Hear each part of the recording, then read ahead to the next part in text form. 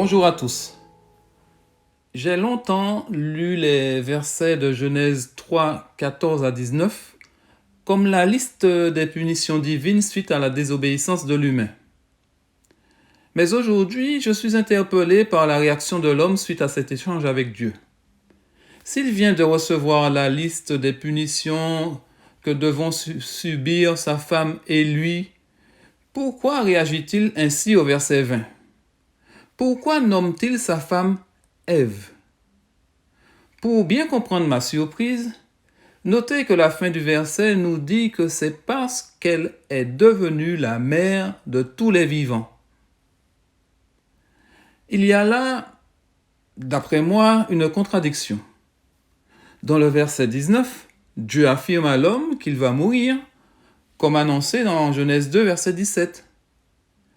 Mais les versets précédents lui indiquent qu'il va d'abord vivre. Il est vrai que c'est avec peine qu'il tirera sa nourriture de la terre, mais cela signifie aussi qu'il vivra et se nourrira malgré tout. Il est vrai que sa femme souffrira lors des grossesses et des accouchements, mais cela signifie qu'elle vivra et qu'elle donnera même la vie. Le premier homme voit donc ici, immédiatement après le péché, la grâce de son Créateur. Certes, il va mourir en conséquence de son choix de faire davantage confiance à la parole du serpent qu'à celle du Seigneur.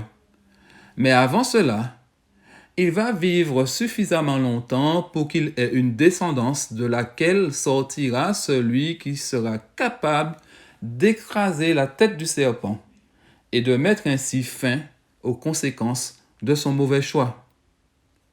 N'est-ce pas une révélation magnifique de qui est ce Dieu créateur ? Un Dieu d'amour qui vient chercher l'homme au lieu de l'abandonner à son sort. Un créateur qui est prêt à donner, en apparence, raison au serpent qui avait dit « vous ne mourrez point », pour apporter l'espoir et le salut à sa créature. Ce Dieu me touche. Et c'est en réponse à son amour et à sa grâce que je veux vivre sa parole et ne pas faire la même erreur que les premiers humains. Veux-tu m'accompagner sur ce chemin ?